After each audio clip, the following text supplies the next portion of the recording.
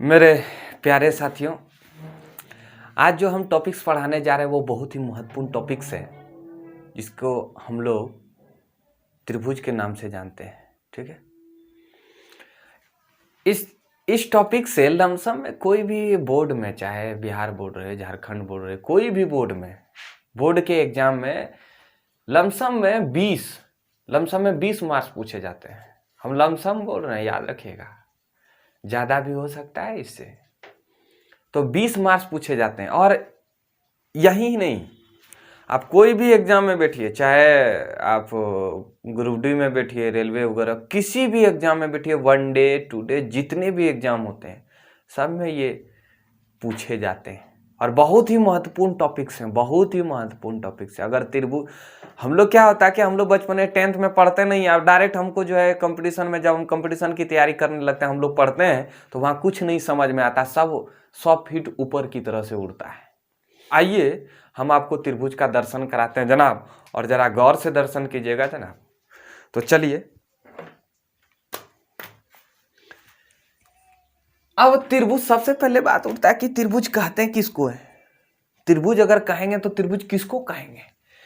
तो त्रिभुज तीन भुजाओं से घिरे बंद आकृति को त्रिभुज कहते हैं। तीन भुजाओं से घिरे बंद आकृति को त्रिभुज कहते हैं। ठीक है, जैसे ये है, तो ये क्या है? बंद आकृति है। मान लीजिए PQR, ये बंद आकृति है, तो ये तीन भुजाओं से बंद आकृति को हम लोग क्या कहेंगे? त्रिभुज कहेंगे। ठीक है, नोट करते जाइएगा मेरा बात। अब क्या ये त्रिभुज हो सकता है? क्या नहीं हो सकता है, ये बंद नहीं है। क्या ये हो सकता है? क्या नहीं हो सकता, ये बंद नहीं है। तीन भुजा तो है लेकिन बंद नहीं है, तो इसलिए ये त्रिभुज नहीं हो सकता है। हमने बोला कि तीन भुजाओं से घिरे बंद आकृति को त्रिभुज कहते हैं। इन दिस क्लियर पॉइंट। अब देखिए, इस त्रिभुज, हम एक त्रिभुज लिए हैं AB और C।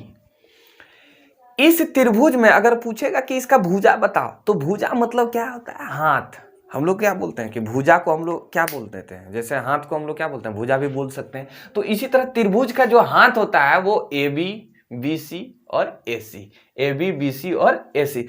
अब इसका पूछेगा कौन, ABC त्रिभुज का कौन बताइए, तो कौन जो है जनाब ये लिखेगा, कौन A, कौन B, कौन C। अब ये कौन क्या होता है? तो कौन क्या होता है कि किसी भी एक बिंदु से उपनिष्ठ बिंदु से निकलने वाली दो रेखाओं के झुकाव, एक बिंदु है, इससे निकलने वाली दो रेखाओं के झुकाव को क्या कहते हैं? कौन कहते हैं। दो रेखाओं के झुकाव को क्या कहते हैं? कौन कहते हैं। जैसे देखिए, मान लीजिए ये बिंदु है, ठीक है, ये बिंदु है, तो दो रेखाओं का, इसका झुकाव इस तरफ और इसका झुकाव इधर, झुका है कि नहीं? देखिए, एक दूसरे तरफ झुका है, तो दो झुकावों के भी यहां जो है, ये जो बना, इसी को हम लोग क्या कहेंगे? कौन कहेंगे। ठीक है, अब हम त्रिभुज को, छोटे छोटे बातों को समझते हैं।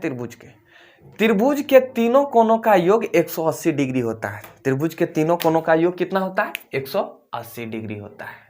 यानी कि कौन A, कौन B, कौन C बराबर 180 डिग्री। इसको प्रूव भी कर सकते हैं। त्रिभुज के तीनों कोनों के योग को हम प्रूव भी कर सकते हैं, लेकिन हमने आपको बता दिया, इसका यूज नहीं होता है तो क्यों प्रूव करें झूठ का। अब दो भुजाओं का योग, फिर दूसरा है, छोटा छोटा जो है ना गुण समझते जाइएगा त्रिभुज में। तो दो भुजाओं का योग जो है तीसरी भुजाओं से बड़ा होना चाहिए। त्रिभुज, अब आपसे पूछेगा कि त्रिभुज बनाइए, तो आप कैसे बनाएंगे?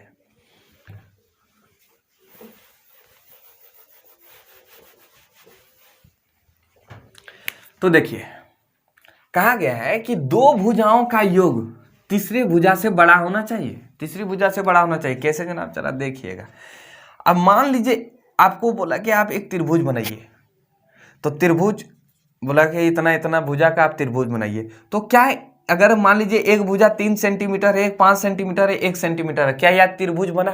तो चलिए चेक करते हैं। बोला गया कि दो भुजाओं का योग, कोई भी दो भुजा, ऐसा नहीं कि यही, कोई भी दो भुजाओं का योग, 3 और 1 4, 4 का योग किससे होना चाहिए? तीसरी भुजा से बड़ा होना चाहिए। तो तीसरी भुजा से बड़ा है 4? नहीं है, तो इसलिए ये त्रिभुज नहीं है। ये त्रिभुज क्या है, ये नहीं है, ये त्रिभुज बन ही नहीं सकता है। अब इसको चेक करते हैं। 4 और 3 7, 7 बड़ा है किससे, 5 से, यानी कि दो भुजाओं का योग कितना, तीसरी भुजा से बड़ा होना चाहिए, तो बड़ा है। फिर देखते हैं, चेक करते हैं, 4 और 5 9, 9 किससे बड़ा है, 3 से बड़ा है, सच में ही बड़ा है। 5 3 8, 8 बड़ा है किससे भाई, 4 से बड़ा है, तो क्या ये त्रिभुज बनेगा। ठीक है, चलिए इसको चेक करते हैं, क्या ये त्रिभुज बनने के लायक है या नहीं है। तो देखते हैं, 2 और 5 का योग क्या होता है, 7 से 1 से बड़ा है, 2 5 7, 7 का योग क्या है, 1 से बड़ा है। फिर चलिए इसको देखिए, 5 और 6, 6 का योग क्या है, 6 का योग 2 से बड़ा है 6। फिर इसको देखते हैं, 2 और 1 3, 3 क्या 5 से बड़ा है, नहीं है, 3 क्या है 5 से छोटा है, इसलिए यह त्रिभुज नहीं बन सकता है।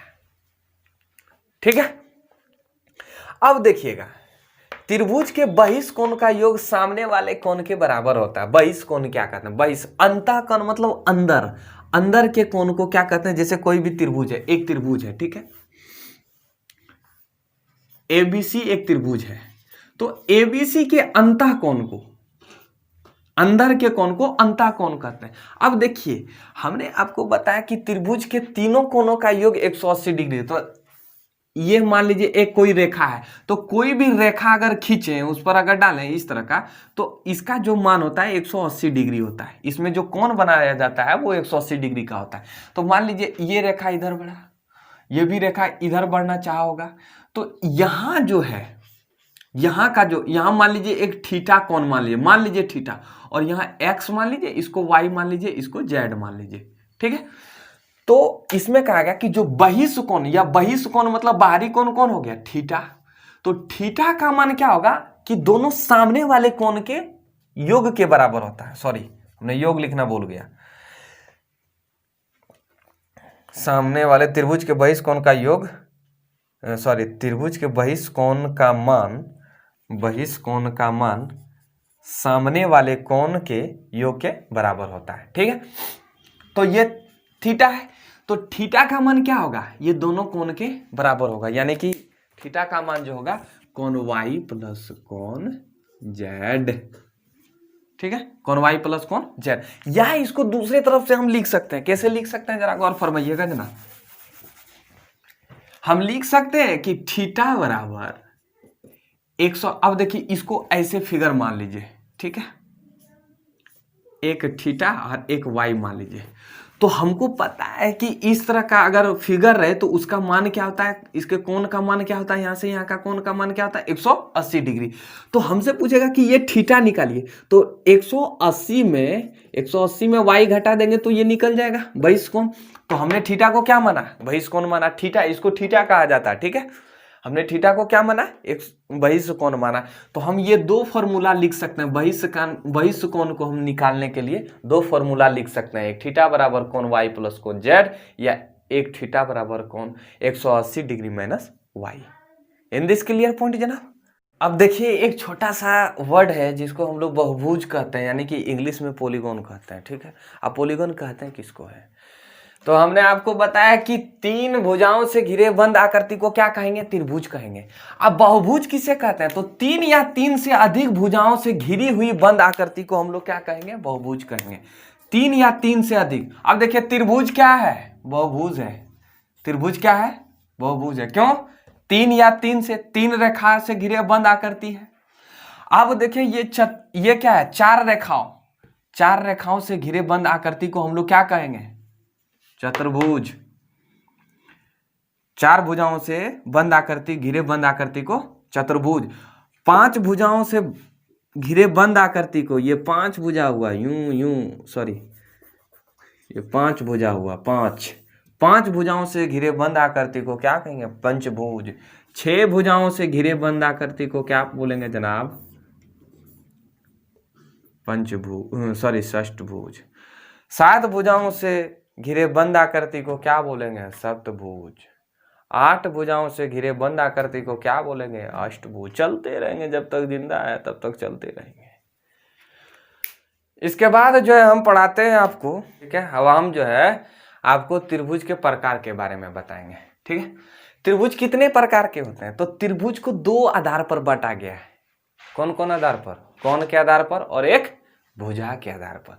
तो कोण के आधार पर बांटा गया, तो कोण के आधार पर बांटा गया तो त्रिभुज तीन प्रकार के होते हैं। भुजाओं के आधार पर भी बांटा गया तो त्रिभुज कितने प्रकार के होते हैं? तीन प्रकार के होते हैं।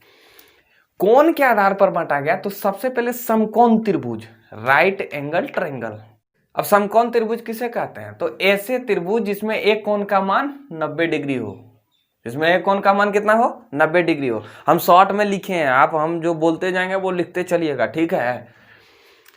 ऐसे त्रिभुज में समकोण के सामने की भुजा को कर्ण कहते हैं। आप समझिएगा सरवा, हाई त्रिभुज हुआ कि ना हो? तो ये समकोण हुआ, ये क्या हुआ? समकोण हुआ।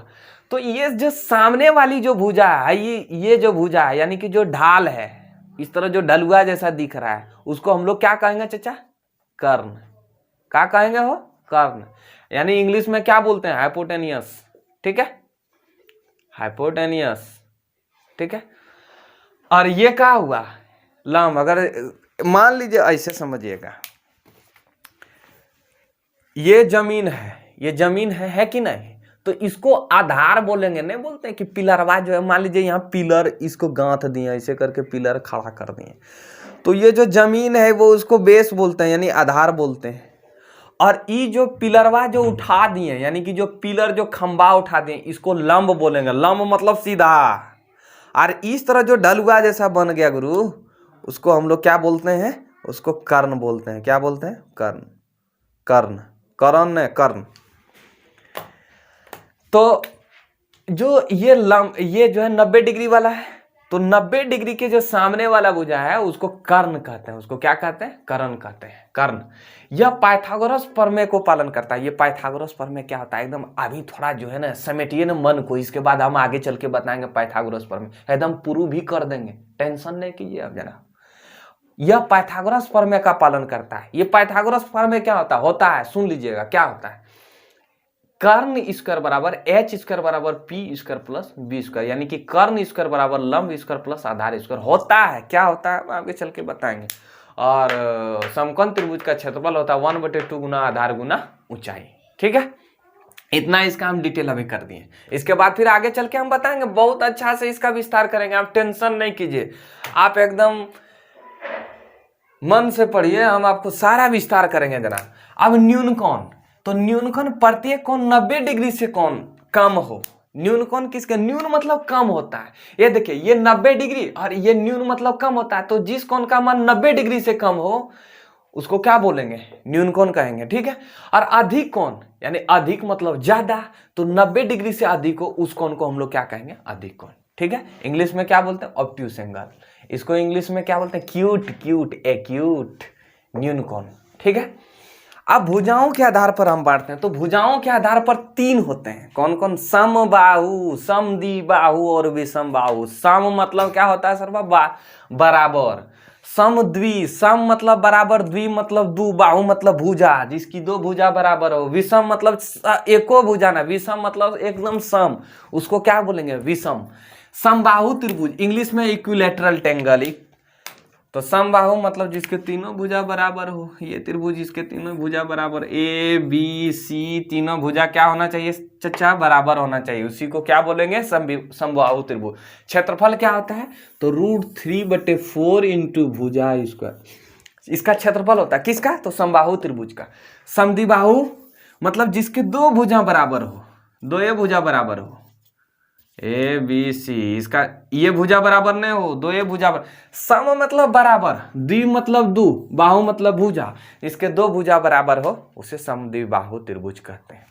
विषम बाहु, तो विषम मतलब एको गुने, विषम मतलब तीनों भुजा बराबर नहीं हो, उसी हम लोग क्या बोलेंगे? विषम बाहु त्रिभुज कहेंगे, ठीक है। समझ में आ जाना चाहिए, कोई प्रॉब्लम? हमने कितने आधार पर बांटा? दो आधार पर। कौन के आधार पर? भुजाओं के आधार पर। कौन के आधार पर? तीन।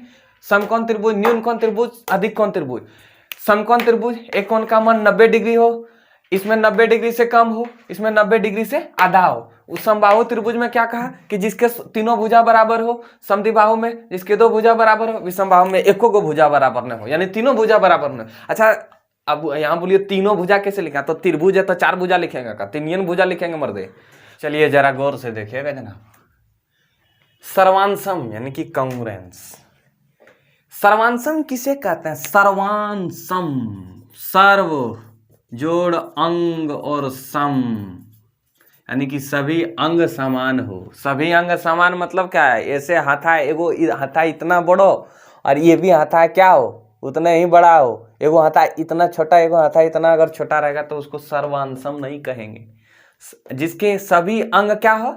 समान हो, उसको सर्वांशम कहेंगे। ठीक है। वे आकृतियां जिनके समान आकार व समान माप हो, माप भी क्या हो?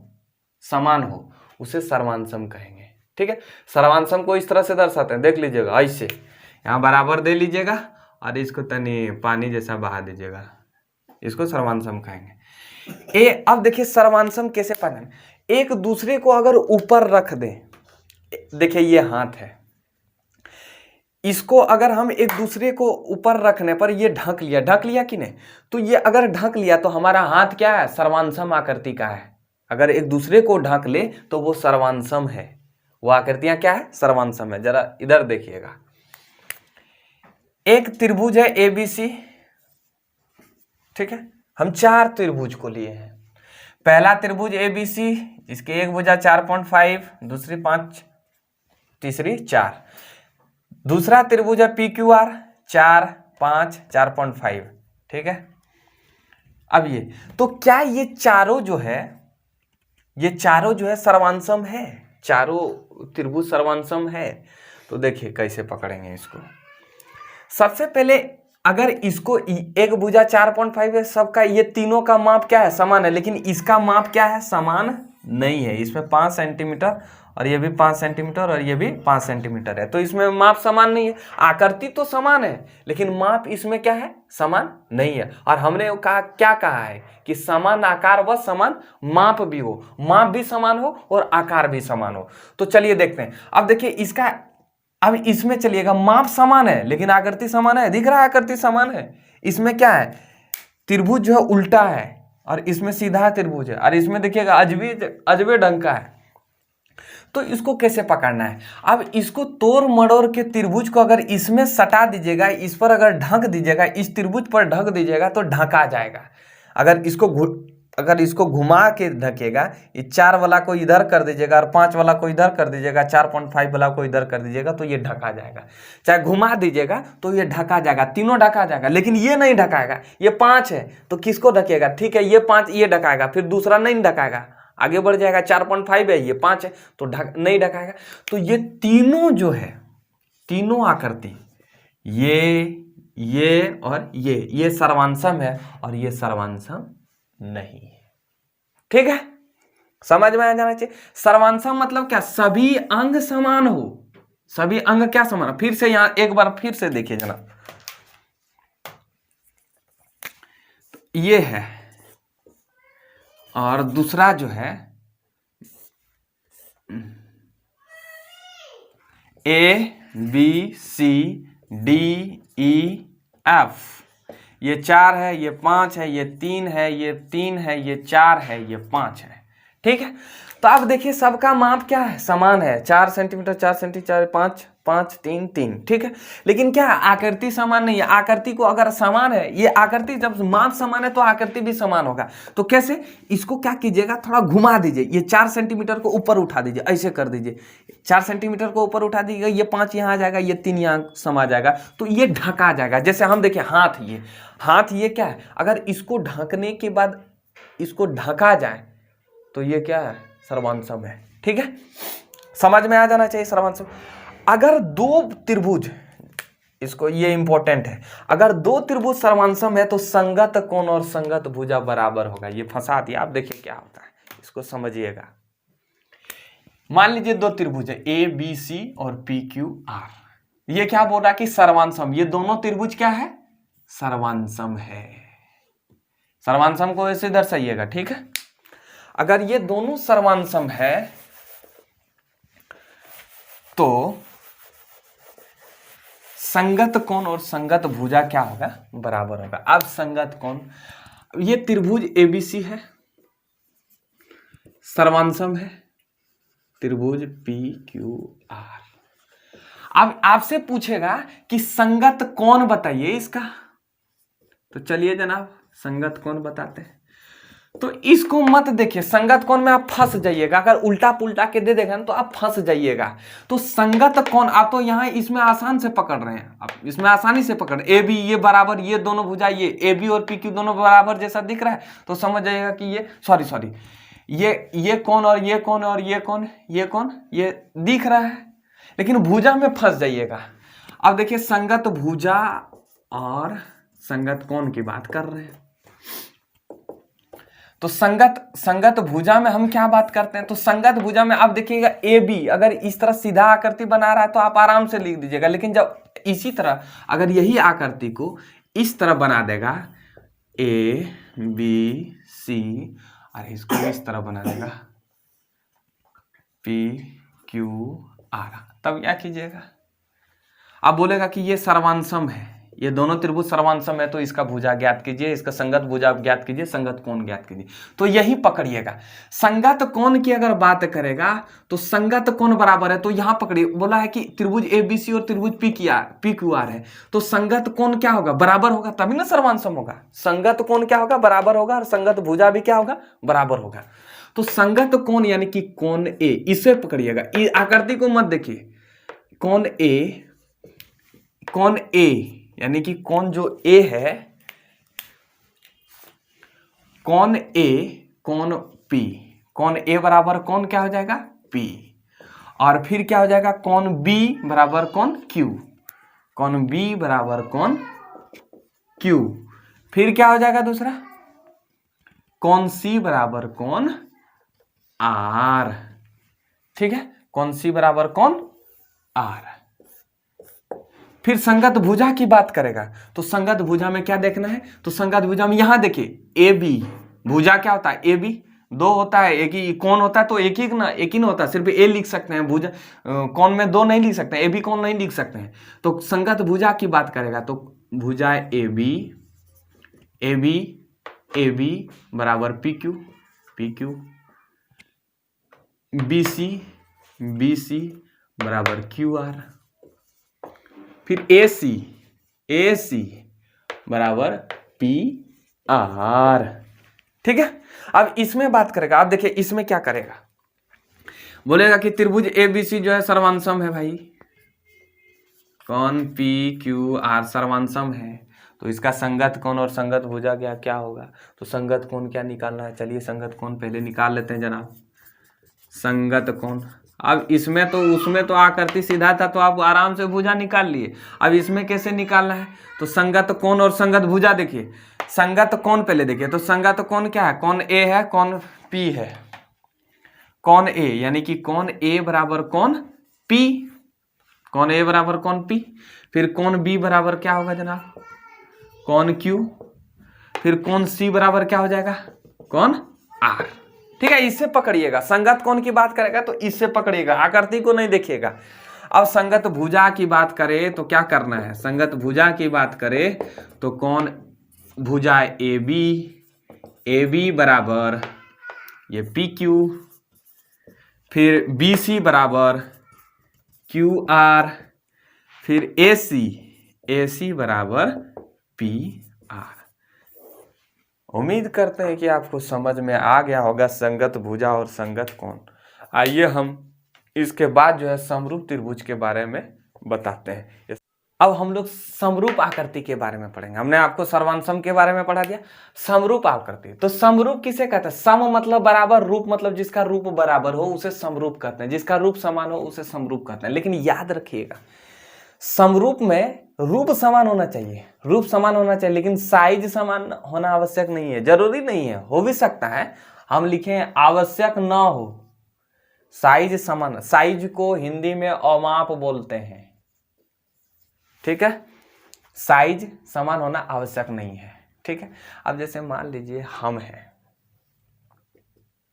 ठीक है, हम हैं और ये हमारी बेटी है, ठीक है।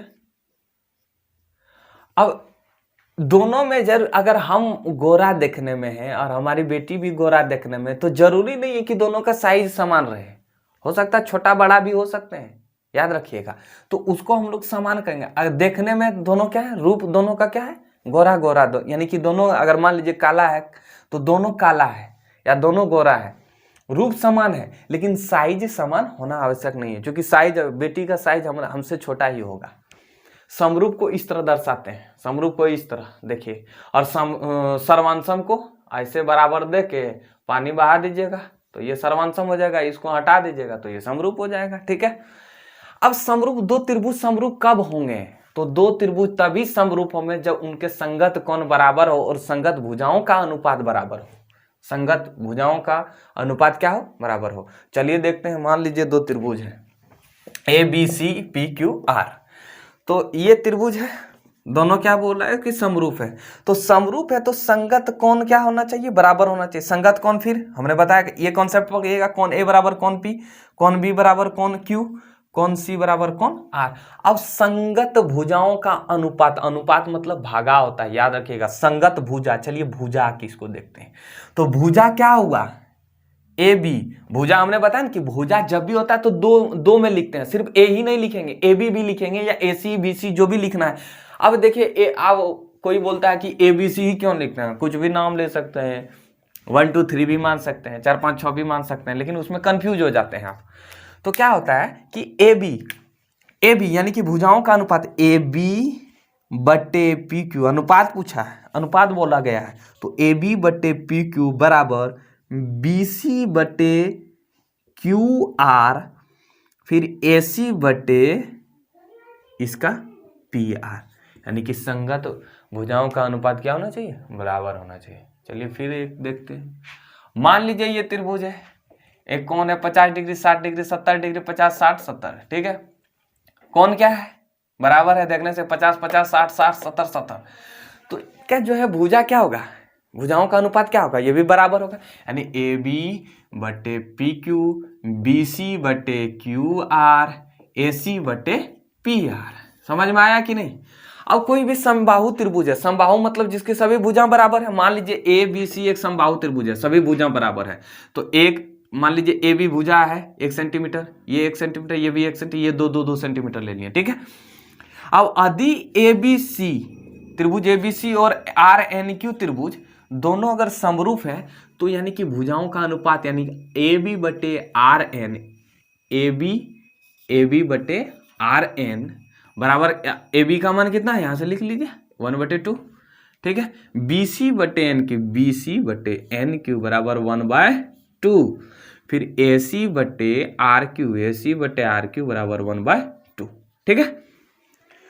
तो ये क्या होगा, इनकी भुजाओं ये सब आपस में क्या है, यानी 1 बटे ए बी बटे आर एन, बी सी बटे एन क्यू, ए सी बटे आर क्यू, सब क्या है 1/2 दोनों का सबका वैल्यू एक ही है। तो तीन यानी कि तीनों भुजाएं, यानी कि इसके तीनों अनुपात है, भुजाओं का अनुपात है, ये क्या है, बराबर है। तो ये कौन सा त्रिभुज होगा, समरूप होगा। अब देखिए मान लीजिए ये है, ये वृत्त है और ये एक छोटा सा वृत्त है, तो क्या ये समरूप है, हाँ ये समरूप है। रूप तो समान है ना, छोटा बड़ा से कोई टेंशन नहीं होना चाहिए। छोटा अगर छोटा रहे बड़ा रहे, एक छोटा और एक बड़ा रहे तो उससे कोई फर्क नहीं पड़ता है, लेकिन रूप समान, दोनों देखने में रूप, दोनों मुंडा देखने में क्या है, एक ही जैसा है, तो ये रूप क्या है, समान है। तो ये कौन सा त्रिभुज हो गया, ये कौन सा आकृति हो गया, समरूप आकृति, ठीक है। सभी वृत्त समरूप होते हैं, सभी वृत्त क्या होता है, समरूप होते हैं। अब देखिए समबाहु त्रिभुज, सभी दो समबाहु त्रिभुज हैं वो समरूप होते हैं। क्या समद्विबाहु त्रिभुज भी समरूप होते हैं क्या, अगर कोई समद्विबाहु त्रिभुज लिए तो वो क्या समद्विबाहु त्रिभुज समरूप होते हैं क्या, चलिए देख लेते हैं। समद्विबाहु मतलब जिसकी दो भुजाएं बराबर है, ए बी सी, और एक लेते हैं पी क्यू आर, 1 1 2, फिर 2 2 3, ठीक है। चलिए देखते हैं समद्विबाहु त्रिभुज। तो समद्विबाहु त्रिभुज का जो मान लीजिए ये एंगल एक ही ले लेते हैं, ठीक है, एंगल ले लेते हैं। इसके बाद भुजा देखते हैं, तो ए बी बटे पी क्यू बराबर बी सी बटे क्यू आर, फिर ए सी बटे पी आर। तो ए बी का मान कितना भाई, 1 क्यू का मान कितना है 2, BC का मान कितना है 2, QR का मान कितना है 3, AC का मान कितना है, AC का मान कितना है, AC 1, PR का मान कितना है 2। क्या ये बराबर है? नहीं बराबर है। तो जब ये बराबर नहीं है तो ये क्या है? समरूप नहीं है। लेकिन ये सर्वांशम है, ये समरूप नहीं है। ठीक है, तो हम ये कह सकते हैं कि हर एक सर्वांशम आकृति समरूप होती है, लेकिन हर एक समरूप आकृति सर्वांशम कभी नहीं होती है। याद रखिएगा, इन सारी चीजों से ये पता चलता है कि हर एक सर्वांशम आकृति समरूप है। जितनी भी, अब देखिए अंग अगर जिसका अंग समान है वो समरूप है, लेकिन सभी समरूप आकृति सर्वांशम नहीं होता है। अब मान लीजिए मेरा एक हाथ है, ठीक है, हमने क्या कहा कि दोनों हाथ ढक लिया जाए, एक तरह से अगर ढक लिया, चुप से बैठ गया, तो उसको क्या बोलेंगे? सर्वांशम बोलेंगे। अगर मान लीजिए मेरा हाथ ऐसे छोटा रहे, कटल रहे, तो क्या ये समरूप होगा? ये समरूप होगा। मान लीजिए छोटा रहे, मेरा हाथ छोटा रहे, एक हाथ बाय चांस मतलब छोटा रहे, तो क्या ये समरूप होगा, लेकिन ये सर्वांशम नहीं होगा। ये बैठेगा चुप से? नहीं बैठेगा। एक दूसरे को नहीं ढकेगा, तो ये सर्वांशम नहीं है। ये क्या है? समरूप है, लेकिन सर्वांशम नहीं है। तो यही लिखे हैं कि हर एक सर्वांशम आकृति समरूप होती है, लेकिन हर एक समरूप आकृति सर्वांशम नहीं होती है। ठीक है, समझ में आ जाना चाहिए। हमने जितना भी पढ़ाया ये आपका थ्योरी का पार्ट था, गौर से देखिएगा। ठीक है, और बनाइए आप। तो पहला क्या है? पहला है कि सभी वृत्त होते हैं, डैश होते हैं, क्या होते हैं? सर्वांशम या समरूप। तो हमने बता दिया कि सभी वृत्त क्या होते हैं? समरूप होते हैं। फिर दूसरा क्या है? सभी वर्ग डैश होते हैं, समरूप होते हैं या सर्वांशम होते हैं? तो सभी वर्ग क्या होते हैं? समरूप होते हैं। सभी वर्ग क्या होते हैं? समरूप होते हैं। देख लीजिएगा उसको बनाकर। सभी डैश त्रिभुज समरूप होते हैं, समद्विबाहु या समबाहु। तो सभी डैश, तो हमने बताया कि समद्विबाहु त्रिभुज समरूप नहीं होते हैं, हमने दिखा भी दिया। समद्विबाहु त्रिभुज समरूप नहीं होते हैं। तो क्या, कौन सा? ठीक, सभी समबाहु त्रिभुज क्या होते हैं? समरूप होते हैं। यानी कि 3 नंबर का आंसर क्या होगा? समबाहु। ठीक है, भुजाओं की समान संख्या वाले 2 बहुभुज समरूप होते हैं यदि उनके संगत कोण क्या हो? बराबर हो। संगत कोण क्या हो?